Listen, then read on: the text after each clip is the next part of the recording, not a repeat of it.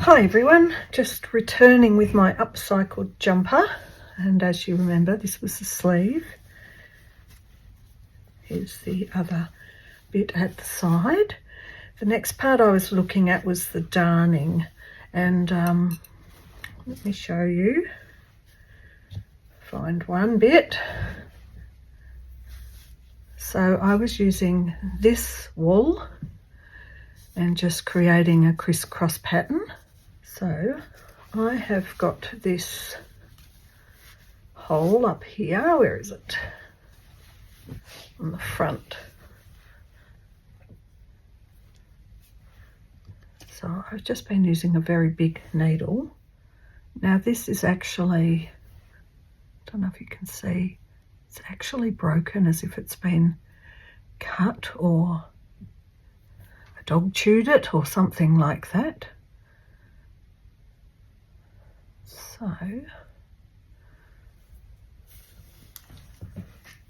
me cut off a bit.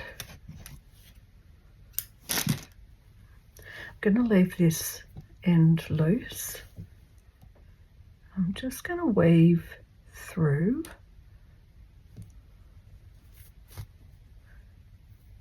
Now, bearing in mind that some have broken off, I might end up needing to put a patch behind.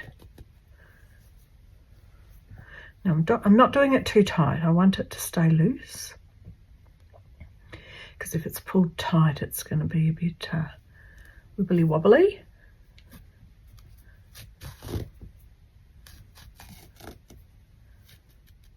Now I'm coming down a row and coming back. So I've gone a bit further than I needed to go. I don't think it matters. I mean, make it obvious. It's obviously a hole.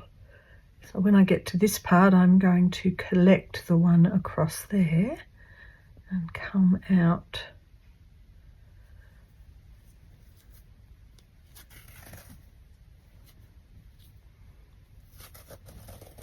Pull that. So I've come out. I think it always looks really scrappy at this particular point. I've come out just below that one. But I've got enough to come under the next one and come down another row.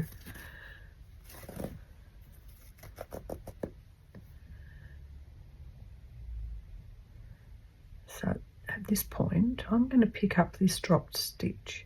Now I'm not trying to re-sew it or re-knit it. I'm just doing a visible mending.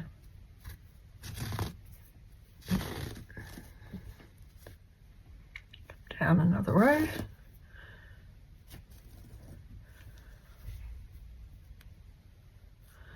And I'm just picking up every second stitch till I get to roughly about where I think I want to turn.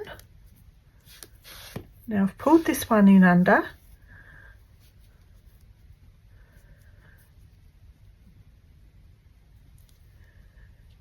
And now I'm going to work the opposite way.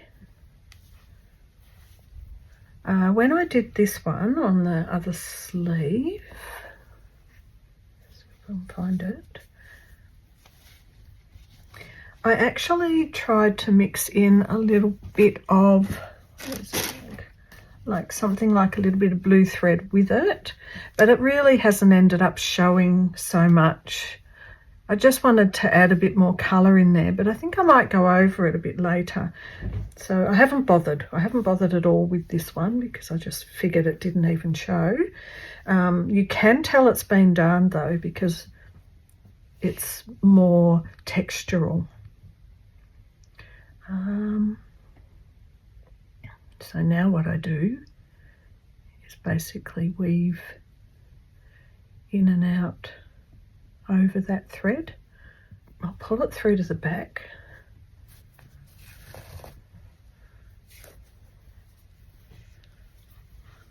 Have a look.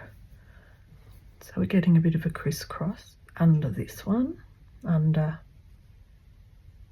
over, under, and then that would be over, but it didn't quite come to that end.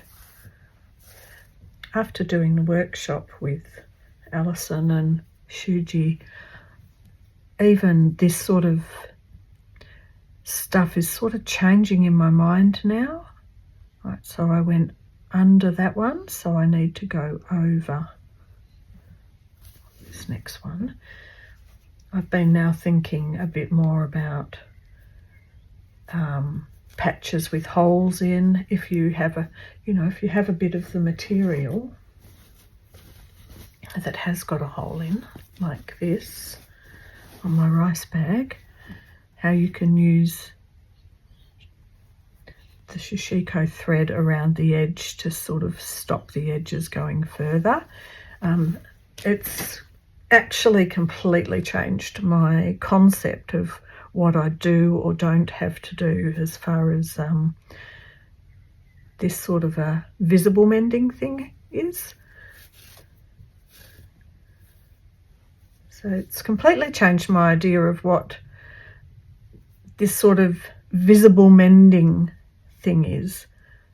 It's very, very different. A few more possibilities, I guess. It's not a perfect square, so I could just come under here, and it's just, it's like a rustic meal. It's a rustic darning job. I'm going to come back in, back to my original one, and then tie them off together. I say, I love this kind of thing, and I do not mind wearing it. So I'm just doing my knot is a over under. So this is how the front is going to be on the cowl. I have been thinking just a little bit about this Shishiko thread that I picked up and wondering, now I always with these you've got to make sure you undo them in a way that they work, if you know what I mean. Like, if you don't undo it the way you want it to unravel, you could be in a pickle. All right, hasn't quite done it the way I was hoping, but it's okay. Let's get half of this. See if I can find an end. Oh dear, I was already feeling like I've messed it up. Try this end. Okay, here's, all right, oh good. Thank goodness. There is a little bit of thread there.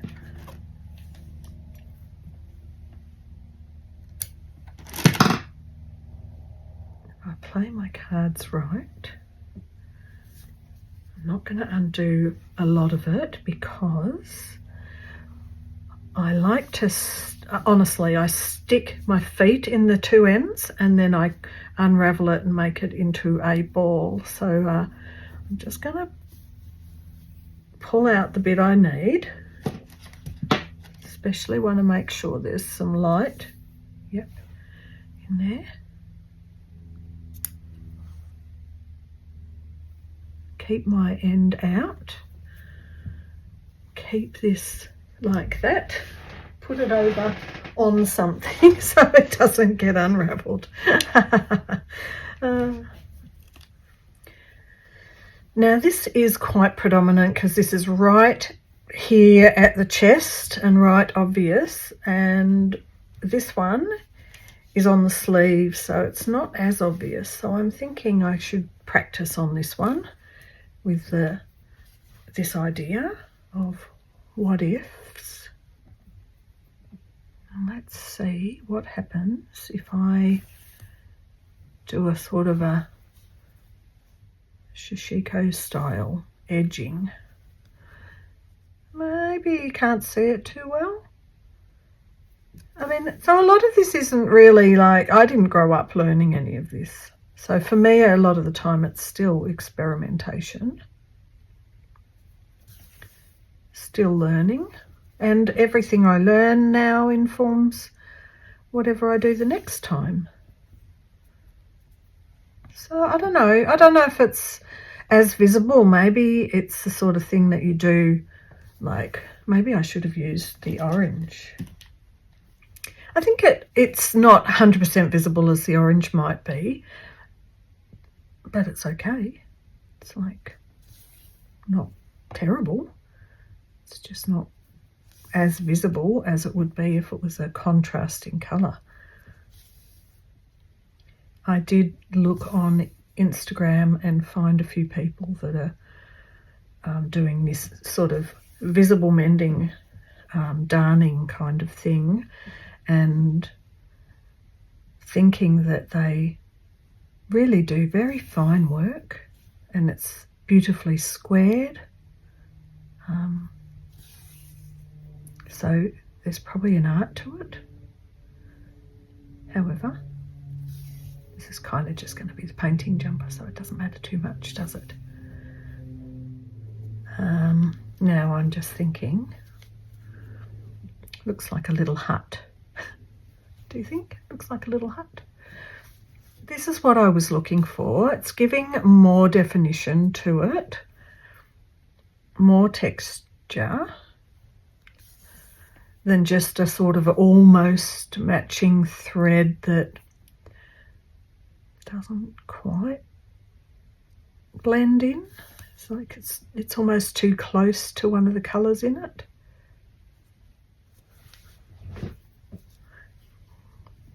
I'm going to go over, under, over, under, over. I think I'll come out here. I want to weave along that line.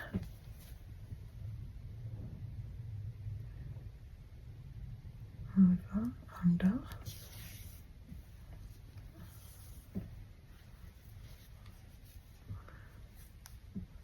Yes, I don't mind it. I'm finding it's got a lot more definition. It's okay with me. Right, over, under.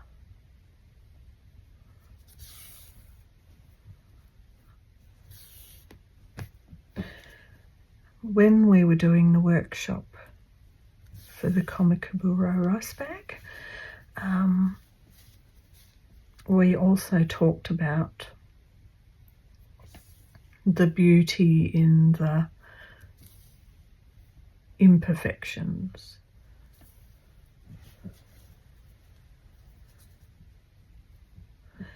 So someone might think this looks like a dog's breakfast.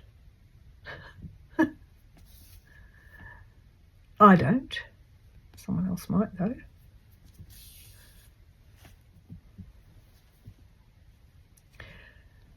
I like it. It's not absolutely, in terms of visible mending, so obvious, because I think the difference between invisible mending and visible mending is that the visible mending is a feature. This is my observation, and invisible mending is hiding it, basically. So in the Komikaburo workshop, we looked at some pieces of clothing where, say, if you were making something like this and it was here that the patch needed to be, you would use a more invisible mending style because it's in a really obvious area. The visible mending areas, you'd make it a feature because it was in a spot you can't hide it, so make it a feature. So I feel still like I have to do a bit more like I just did, just to make it just a little bit more featured. All right, so I think I'm going to go, let me see, along here,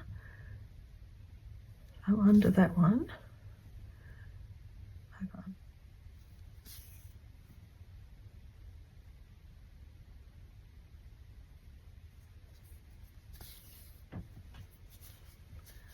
Right, so far my little embroidered or darned patches are similar to each other and fairly neutral. I think I'd like to manage something a bit different. Okay. I think using this Shishiko thread has really blended that wool in a lot better, because this background has got the dark through to the light, so they're very they work well. They work well together. So it just came off.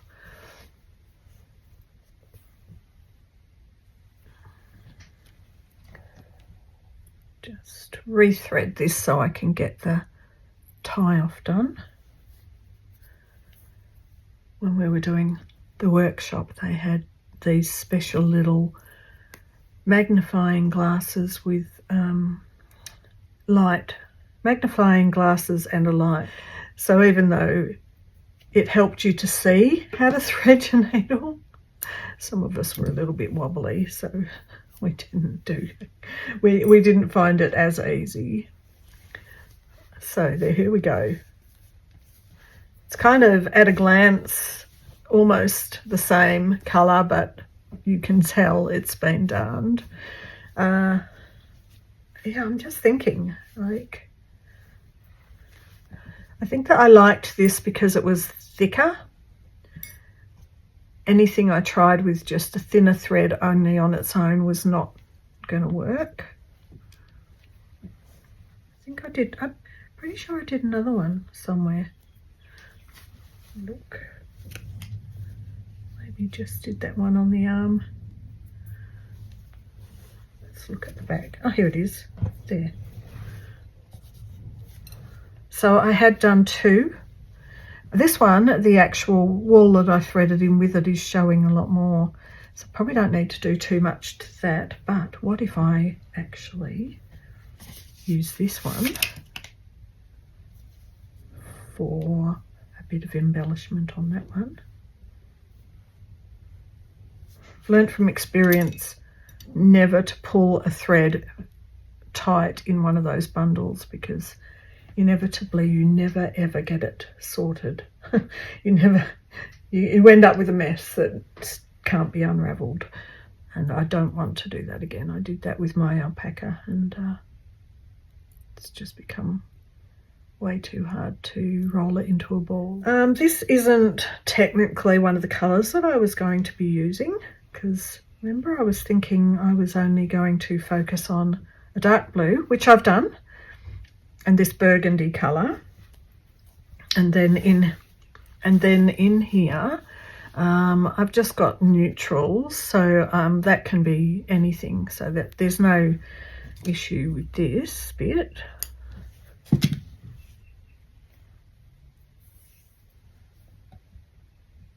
It definitely has much more definition.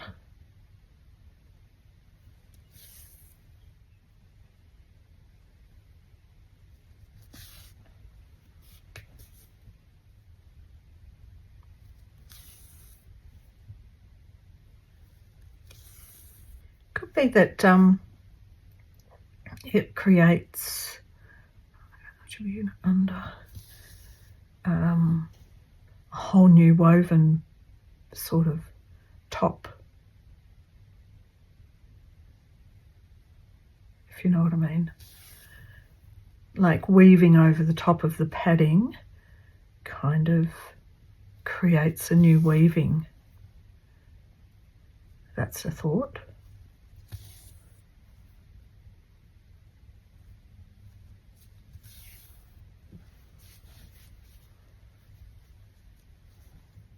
Oh, I like the yellow coming in.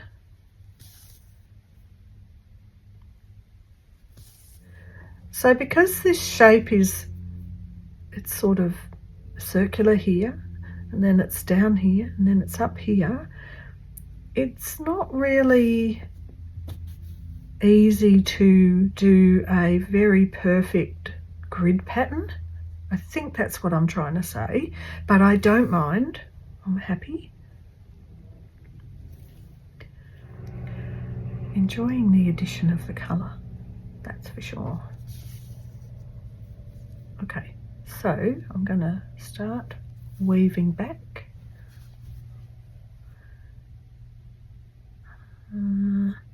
Technically, if that's over that one and we're going under, over, under, and coming out ready for the next row.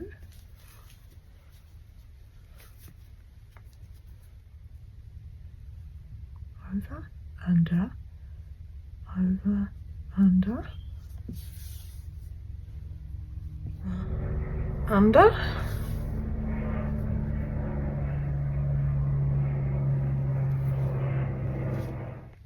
and this will be the last row, I think. Under, over, under, over, under, over. On the, oh, remember there was one loose stitch on the other bit. Well, this one had a loose stitch too. Pretty sure someone's dog got this.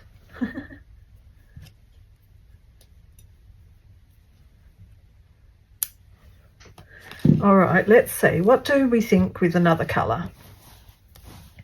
I like the contrast.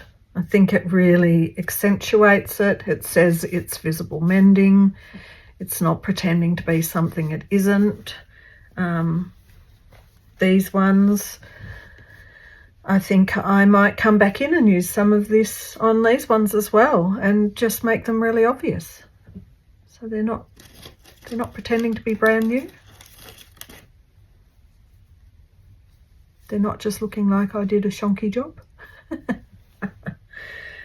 Yeah, so I think I'll go off and do a few more things to this and then come back in the next episode of it. And I've got to think about what I'd like to do here. I think I had some thread painting, a piece I wanted to thread paint that I will do on this bit. And I'll do that the next time. So I hope you are having fun following along and enjoyed that. And I will see you in the next one. Bye for now.